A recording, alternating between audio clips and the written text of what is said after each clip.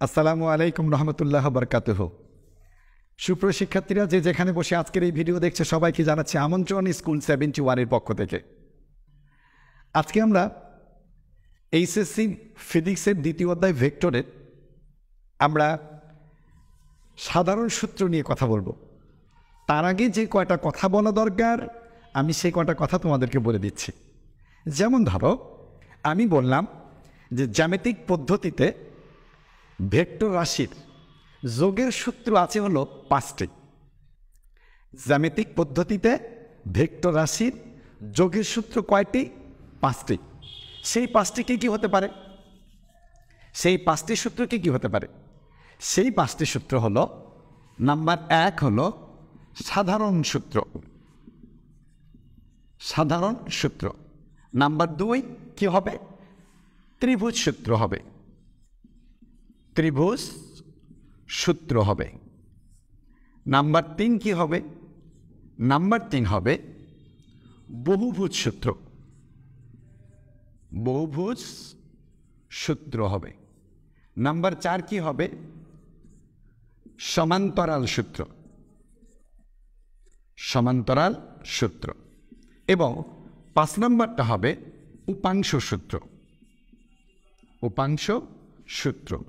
একটু মনে রাখো যে জ্যামিতিক পদ্ধতিতে ভেক্টর রাশির যোগের সূত্র 5টি। নাম্বার 1 হলো সাধারণ সূত্র, 2 নাম্বারটা হলো ত্রিভুজ সূত্র, 3 নাম্বারটা হলো বহুভুজ সূত্র, 4 নাম্বারটা হলো সমান্তরিকের সূত্র, আর 5 নাম্বারটা হলো উপাংশ সূত্র। এই 5টি সূত্রের মধ্যে সাধারণ সূত্র যদি বলি, তাহলে এই সাধারণ সূত্রটা এমন এক সূত্র যে সূত্র দিয়ে তুমি পরবর্তীতে এই যে ত্রিভুজ সূত্র, বহুভুজ সূত্র, এগুলো তুমি তৈরি করতে পারবে, একা একাই তৈরি করতে পারবে। তো চলো যাই, আমাদের সাধারণ সূত্রটা খুব ভালো করে বোঝা উচিত। কিভাবে বোঝা উচিত? চলো যাই, আমি দেখাই দিচ্ছি তোমাকে যে আমরা যদি এই সাধারণ সূত্র নিয়ে কথা বলি তাহলে কেমন হবে। আমি তোমাদেরকে 2টি ভেক্টর রাশি দিচ্ছি। যেমন ধরো, আমি তোমাকে বললাম যে ধরে নাও যে এটা একটা ভেক্টর রাশি এবং এইটা আরেকটা ভেক্টর রাশি। ওকে, এখন এই দুটো ভেক্টর রাশি ধরো, একটার নাম হলো বি ভেক্টর, আরেকটার নাম হলো এ ভেক্টর।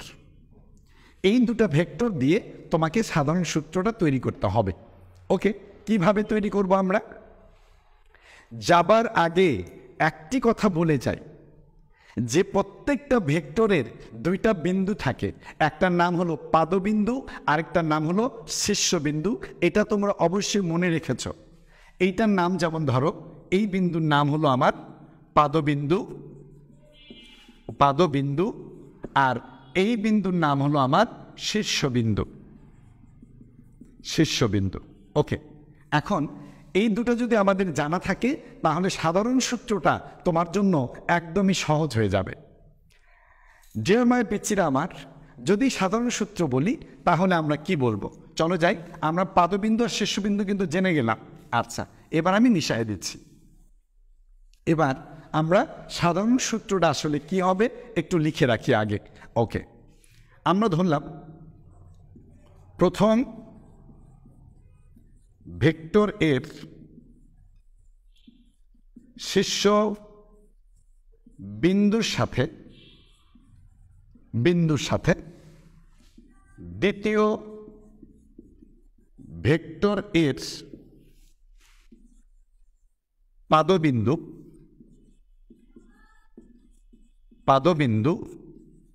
যুক্ত করে। এই পর্যন্ত আগে বুঝিনি, যুক্ত করে। আচ্ছা, কি করলাম আমরা? যে প্রথম ভেক্টরের শীর্ষবিন্দুর সাথে দ্বিতীয় ভেক্টরের পাদবিন্দু যুক্ত করে। চলো যাই, আমরা আগে এটার ছায়াছবিটা দেখে নিই যে কেমন হয়। ধরো, এটা হলো আমার প্রথম ভেক্টর। এই ভেক্টরের দেখো, প্রথম ভেক্টরের শীর্ষবিন্দুর সাথে দ্বিতীয় ভেক্টরের পাদবিন্দু যোগ করে দেব। আমার দ্বিতীয় ভেক্টর ধরো এইটা, এটা হলো আমার দ্বিতীয় ভেক্টর। তাহলে তুমি এবার আমাকে বলো, এটার নাম যদি আমি এ ভেক্টর দিই, এটা যদি আমার বি ভেক্টর হয়, আমার এই বি ভেক্টর দুটা লিখেছি। এখন সেটা কিভাবে তৈরি করলাম, যে প্রথম ভেক্টরের শীর্ষবিন্দুর সাথে দ্বিতীয় ভেক্টরের পাদবিন্দু, এই যে দ্বিতীয় ভেক্টর পাদবিন্দু এটা, আর শীর্ষবিন্দু হলো প্রথম ভেক্টরের, তাহলে প্রথম ভেক্টরের শীর্ষবিন্দুর সাথে এই যে শীর্ষবিন্দুর সাথে দ্বিতীয় ভেক্টর পাদবিন্দু যুক্ত করে, আচ্ছা করলাম, যুক্ত করে দিয়েছি আমি। আচ্ছা, যুক্ত করার পর এবার প্রথম ভেক্টর পাদবিন্দু এবং দ্বিতীয় ভেক্টরের শীর্ষবিন্দুর সংযোজক সরল রেখা, আচ্ছা চলো যাই সংযোজক সরল রেখা করে দিই। এই যে সংযোজক সরল রেখা, এই যে আমার সংযোজক সরলরেখা। ওকে, তাহলে তুমি দেখো প্রথম ভেক্টরের পাদবিন্দু এবং দ্বিতীয় ভেক্টরের শীর্ষবিন্দুর সংযোজক সরলরেখা। এবার আর বলবো না, একটু পরেই বলতেছি আমি, একটু পরে। প্রথম ভেক্টরের শীর্ষবিন্দুর সাথে দ্বিতীয় ভেক্টরের পাদবিন্দু যুক্ত করে প্রথম ভেক্টরের পাদবিন্দু এবং দ্বিতীয় ভেক্টরের শীর্ষবিন্দুর সংযোজক সরলরেখা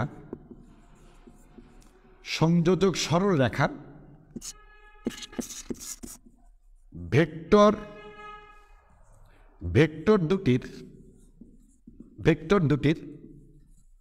লব্ধির মান নির্দেশ করে। Okay fine. এবং প্রথম ভেক্টরের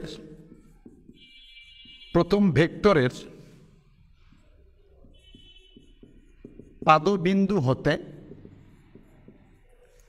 দ্বিতীয় ভেক্টর এর শীর্ষবিন্দুর দিকে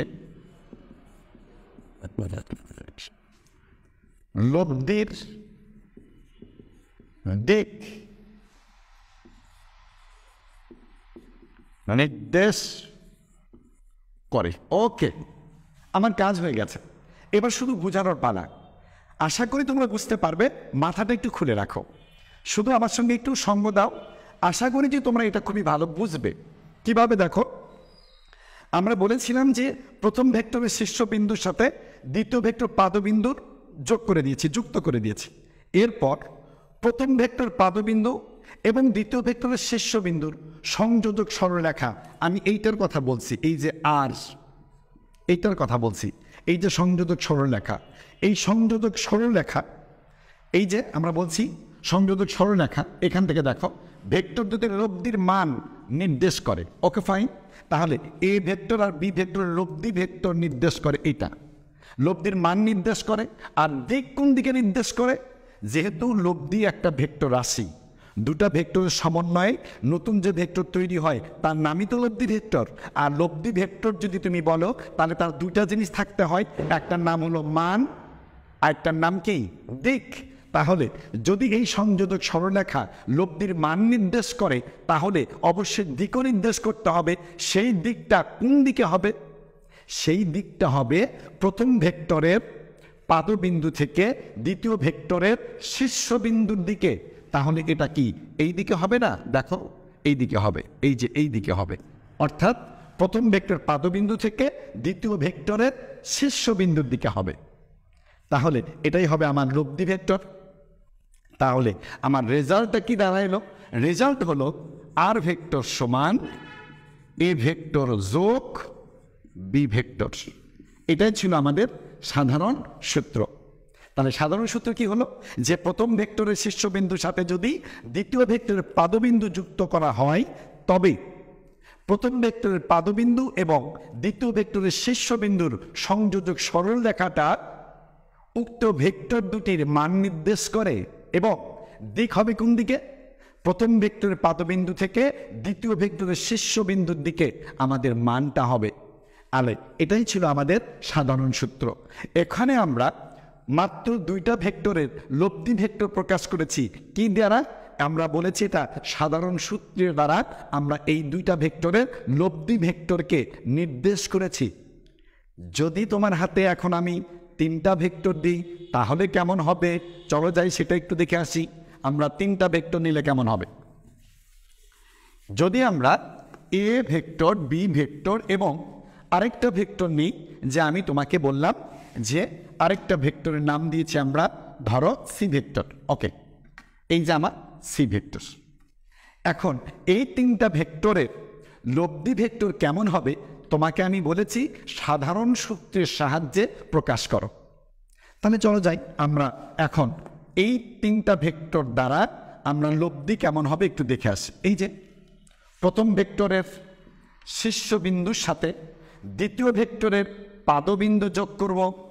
এই যে করলাম, এটা ছিল ধরো দ্বিতীয় ভেক্টর, আমার দ্বিতীয় ভেক্টর এটা। এবার দ্বিতীয় ভেক্টরের শীর্ষবিন্দুর সাথে তৃতীয় ভেক্টরের পাদবিন্দু যোগ করে দাও। আমি এটা মিশিয়ে দিচ্ছি, এখন আর লাগবে না আমার। এই যে দেখো, আমি তৃতীয় ভেক্টরের পাদবিন্দু যোগ করে দিয়েছি। এই যে, তাহলে নিয়ম কিন্তু একটাই, একটা নিয়মেই চলবো। ভদ্রলোক একটাই কথা বলে, ভদ্রলোকের এক কথা। কি কথা? প্রথম ভেক্টরের শীর্ষবিন্দুর সাথে দ্বিতীয় ভেক্টরের পাদবিন্দু, দ্বিতীয় ভেক্টরের শীর্ষবিন্দুর সাথে তৃতীয় ভেক্টরের পাদবিন্দু যোগ করে দিয়েছি। তাহলে আমার এটা ছিল এ ভেক্টর, এটা ছিল বি ভেক্টর, আর এটা ছিল সি ভেক্টর।